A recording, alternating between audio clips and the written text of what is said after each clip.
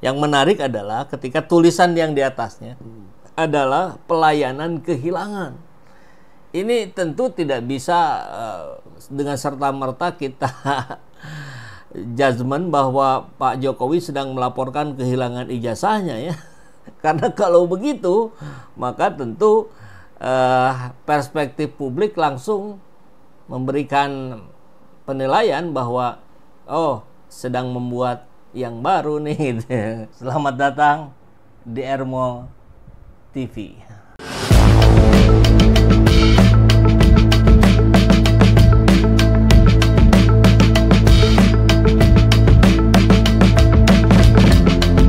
Bersama saya, Saiful Zaman, kebaikan yang terorganisir akan selalu mengalahkan kejahatan.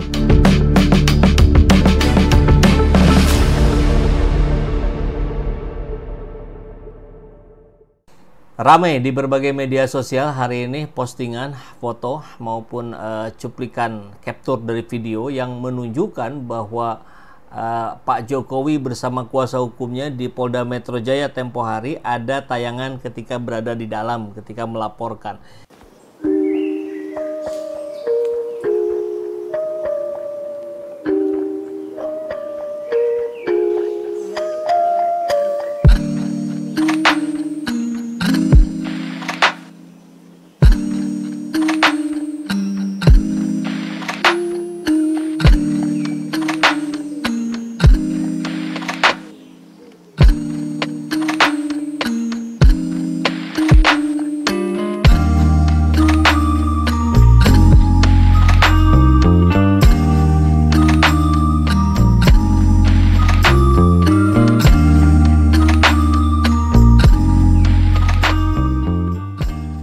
Yang menarik adalah ketika tulisan yang di atasnya adalah pelayanan kehilangan.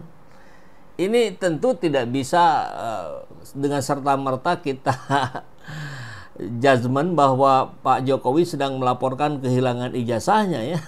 Karena kalau begitu, maka tentu perspektif publik langsung memberikan penilaian bahwa sedang membuat yang baru nih untuk sebagai sebuah alibi dan sebagainya. Tapi coba kita lihat ya. Nah, ini tragedi Jokowi, beban Gibran, pelayanan kehilangan. Kehilangan apa nih? Ya, tentu angle jelas sangat berpengaruh ya. Angle itu akhirnya mengarahkan publik pada sebuah opini.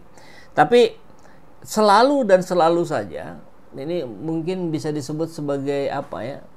Sebagian orang bilang ini tanda-tanda alam atau mestakung, semesta mendukung. Ada yang begitu. Ya, Pak Jokowi bersama kuasa hukumnya berada di pelayanan kehilangan. Mungkin saja itu maksudnya harusnya bergeser agak ke sebelah kiri, pengaduan masyarakat gitu. Tapi kok duduknya malah pas di bagian atasnya pelayanan kehilangan. Ya, mau tidak mau akhirnya opini terus berkembang bahwa ya jurus-jurus sedang dilancarkan untuk membersihkan namanya. Mari kita langsung saja lihat kabarnya dari postingannya celoteh receh. Kehilangan apa ya guys katanya. Ya, ini saat-saat Pak Jokowi sedang melaporkan pengaduan sambil menunjukkan kan nggak masuk akal juga ya kalau lapornya kehilangan tapi dia tunjukkan barangnya kan nggak hilang berarti ada ya. Aduh, Pak Jokowi harusnya segera ditangkap dan diadili. Diadili ya. Kehilangan marwah katanya. Bisa jadi ya, dia bisa nggak ya lapor saya kehilangan marwah? Aduh, Pak siapa ini? Gini ya. Baik, kita lihat nih ya. Foto hari ini, narasi disesuaikan. Ada juga sebetulnya di bawah nanti tayangan yang lebih luasnya ya, kita coba lihat. Disangkanya kalau sudah lapor kehilangan lalu selesai masalahnya.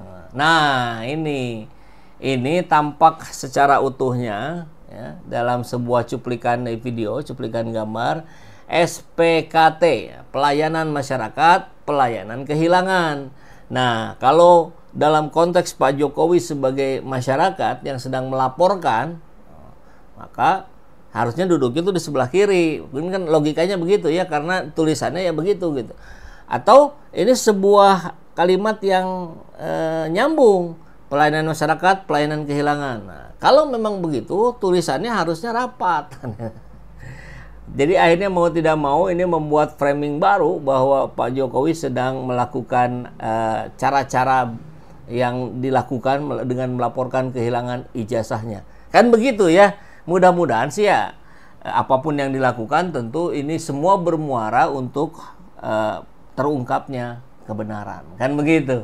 Oke, kemudian kita lihat juga bahwa apa yang diwariskan oleh Jokowi selama ini menurut Saifullah Fatah, ini di kabar kemarin, hari ini masih hangat ini, Minggu 4 Mei, nepotisme yang jadi warisan Jokowi paling nyata. Presiden Jokowi menanggapi soal laporan dugaan nepotisme yang dituduhkan kepadanya dan keluarga ke KPK. Apa tanggapan Jokowi? Langsung aja kita bahas. Jadi Sobat Info, Jokowi menanggapi santai soal laporan tersebut. Jokowi mengatakan itu proses demokrasi di bidang hukum. Sebelumnya, Tim Pembela Demokrasi Indonesia dan Persatuan Advokat Nusantara melaporkan Presiden Jokowi, Ketua MK Anwar Usman, Bacawa Pres Gibran Rakabuming, dan Ketua Umum PSI Kaisang Pangarep ke KPK soal nepotisme mereka. Juru bicara Ali Fikri mengkonfirmasi perihal adanya laporan terhadap Anwar Usman dan Jokowi soal meloloskan syarat batas usia Capres-Cawapres pada pasal 169 huruf Q UU nomor 7 tahun 2017. Koordinator pelapor Erik S. Paat mengatakan kedudukan Anwar Usman sebagai Ketua MK sekaligus Ketua Majelis Hakim dalam sidang batasan usia Capres-Cawapres menjadi dugaan utama kasus nepotisme itu. Erik juga menyinggung posisi Anwar Usman sebagai adik ipar Jokowi yang artinya paman dari Gibran dan Kaisang. Padahal kata dia sesuai UU kekuasaan kehakiman juga tidak dibenarkan jika Ketua Majelis Hakim menjabat sekaligus sebagai Ketua MK. Jadi semua sekarang sudah mulai membicarakan lagi tentang Joko Widodo dan Gibran. Jadi akhirnya banyak muncul, wah jangan-jangan ini pemakzulan Gibran semakin nyata, ini semakin dekat. Karena ini beban Gibran semakin berat, Jokowi makin tersudut. Kan kurang lebih gambarannya seperti itu gitu. Coba kita simak sedikit ya. Bahwa Jokowi tidak hanya menghadapi dilema antara kepentingan bangsa dan partai politik, tapi justru menciptakan trilema. Jadi bukan dilema lagi, dilema 2, ini tri. Dengan memasukkan unsur ketiga yang lebih personal, yaitu keluarga. Sebetulnya keluarga itu posisinya paling bawah karena dia paling sempit. Tapi dalam hierarki kepentingan, idealnya negara berada di atas segalanya, disusul partai, kemudian keluarga. Tapi menurut Jokowi justru membalik urutan itu. Jadi keluarga jadi yang paling utama. Kurang lebih begitulah ya kata Kemudian di kabar lain menarik juga ini. Gibran lebih baik mundur saja ketimbang dimakzulkan. Karena daripada menjadi beban Pak Prabowo terus-menerus menjadi perguncingan publik, menjadi cemoohan dan olok-olok, ya ikutilah langkah-langkah yang dilakukan Hasan Nasbi. Nah, barangkali begitu ya. Ikutilah langkah-langkah yang dilakukan oleh Gus Miftah gitu. Kan ini akan menjadi gejolaknya lebih baik lah gitu dibandingkan harus proses pemakzulan yang panjang juga dari DPR masuk ke MK, balik ke DPR, naik ke MPR, kemudian butuh waktu yang sangat panjang, tapi kegaduhan kan nggak bisa diredam dengan cepat. Tapi kalau mundur, nah kan keren ini. Akan selesai dengan lebih cepat. Ya begitulah menurut Saiful Anam ya, Direktur Pusat Riset Politik Hukum yang mengatakan bahwa mesti ada sikap yang jelas dari Presiden apakah akan melanjutkan atau menyudahi. Paling mudah ialah bersangkutan sadar diri dan mengundurkan diri sebelum adanya mekanisme resmi melalui impeachment, kata Saiful kepada Ermol Minggu hari ini juga. Maka ini justru jika justru tidak berkontribusi pada pembangunan, Prabowo akan menjadi beban. Pembangunan pemerintahan Prabowo, justru Gibran ini akan menjadi beban bagi pemerintah. Beban Gibran ini makin kesini kok makin terasa berat, kan kurang lebih begitu perspektifnya. Untuk itu disarankan yang paling pas ialah mengundurkan diri daripada dipaksa undur diri. Ini dari Saiful Anam.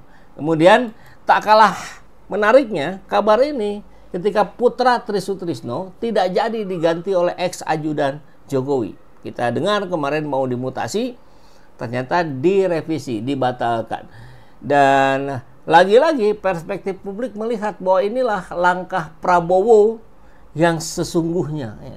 Dia tidak mau diatur-atur oleh kepentingan Joko Widodo. Kan berkembangnya begitu, karena kita tahu Panglima juga ini diangkatnya oleh Jokowi. Jadi aroma Joko Widodonya masih kental. Dengan begini kita lihat bahwa Prabowo sudah semakin jelas menunjukkan jati dirinya. Nah, begitu.